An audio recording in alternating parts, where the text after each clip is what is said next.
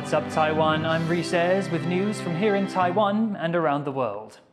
China has moved a flight path closer to its unofficial border with Taiwan. Taiwan's defense ministry says China is being rude and unreasonable and says it could lead to an uptick in tensions between the two sides. Louise Watt reports. China is gearing up for the Lunar New Year, its busiest time for travel. Trying to ease its increasingly crowded airspace, Beijing says it's making a change to a flight path. But this has drawn strong protests from Taiwan. From February, China will shift a route for commercial planes called M503 eastwards. That will move it closer to what's known as the median line, the de facto air and sea border separating China and Taiwan. Respecting that unofficial border between the two was part of keeping the peace. But as China presses its claims of sovereignty over Taiwan, Chinese military planes have increasingly flown over the median line. Taiwan says that with Beijing's change to the M503 commercial flight path, Chinese planes might, in bad weather, deviate eastwards, potentially leading to conflicts with Taiwanese passenger or military aircraft. 破坏了我们台湾海峡以及区域的安全和平安全稳定的现况所以呢，我国政府呢谴责这样不适当的行为。But China says the change is routine. 根浦林山航线是一条民用航线，在上海飞行情报区内。启用该航线是为了缓解相关空域航路拥堵，保障航空安全。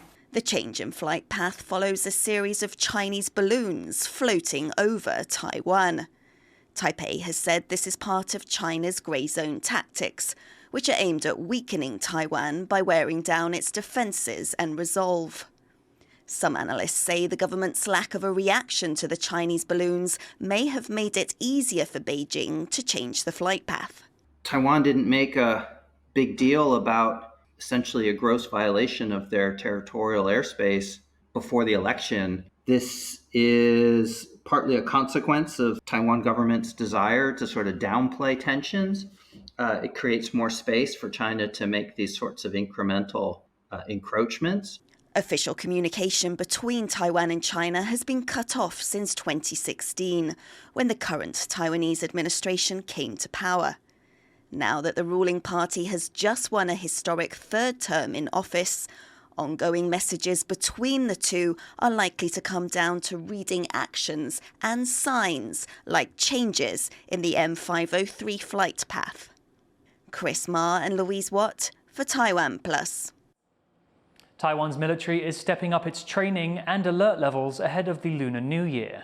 Our reporter Jaime Okan is in Taidong at one of the exercises.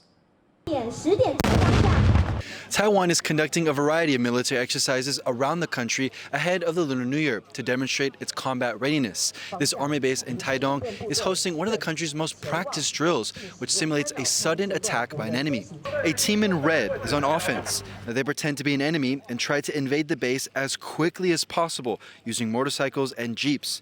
Now it's the blue team's job to be on defense. They use a combination of armored vehicles, tanks, and anti-aircraft guns to not only defend against the attack, but also to prevent another. 实施重要目标反渗透演练，透过战术机动、超越攻击、野战保修及城镇战等等，来展现我们部队平时训练的成果。那面对敌情威胁日益频繁，陆军在训练上更是不断的精进、突破及强化。 These exercises have gotten more common as China, which threatens to invade Taiwan, has continued to operate military aircraft and warships around the country. So the idea here is that these drills help the military stay alert and ready for whatever threatens the country. Scott Huang and Jaime Okan in Taidong Army Base for TaiwanPlus. The Taiwan People's Party has unexpectedly put forward its own pick for legislative speaker.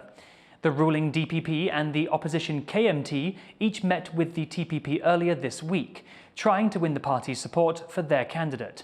Joyce Tseng reports on what the TPP's move means for the legislature moving forward. 我将要代表台湾民众党参选本届的立法院院长，这不只是走自己的路，更是要带领台湾社会走向公民主义的新路。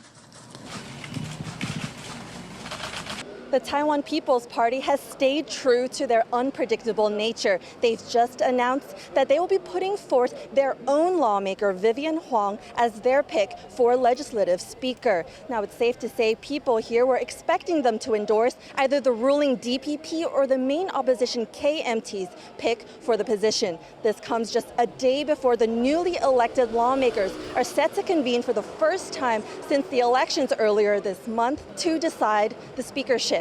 Now, what's likely to happen with what we've learned today is that because no party has secured a majority, is that the first round of voting will likely come out to no result. This would force the chambers into a second round of voting, which can be won purely by the number of votes you get. So the party that secures the most number of votes can win. Now, the KMT has the most seats. They have 52, with the DPP having just 51, just one short of them. And so this is promising news for the KMT, who's put forward Han Kuo-yu as their pick. He's the recalled former Kaohsiung mayor and challenger to President Tsai Ing-wen in the 2020 presidential elections. So possibly some tough times ahead for the DPP's president-elect Lai Ching-te.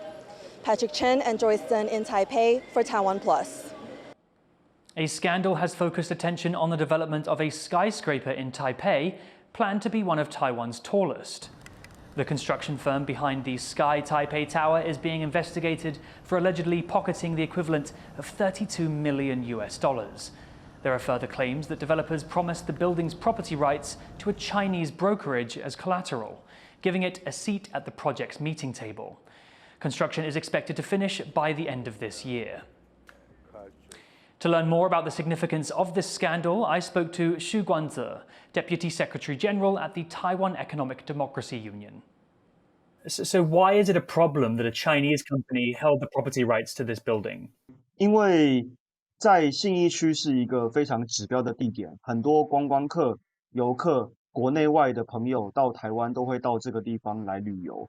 那如果有一间这么大的大楼，它如果被中国的影响力给介入，其实它可以做很多的宣传，比如说在上面放支持统一、反对台独的口号，那会变成一个很严重的中国的宣传的媒介。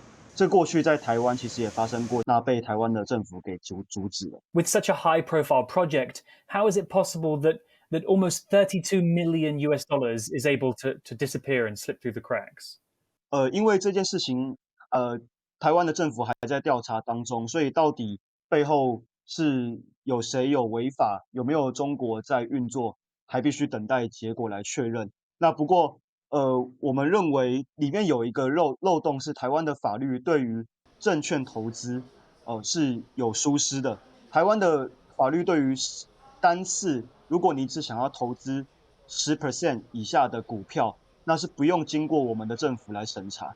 也就是说，背后到底是谁，是受益人，有没有中国，有没有香港，其实台湾的政府没有办法在第一时间查获。我想这是一个很大的漏洞。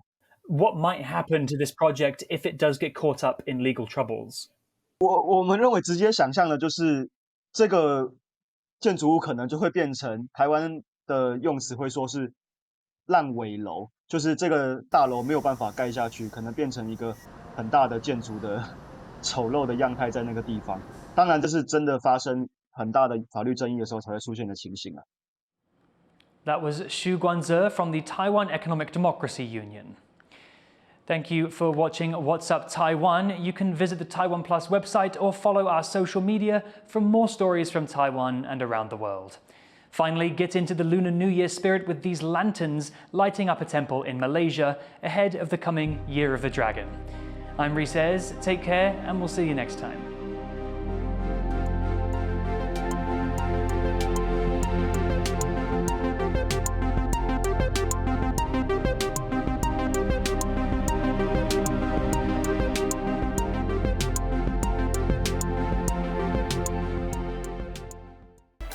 From everyone at TaiwanPlus, we wish you a happy Year of the Dragon!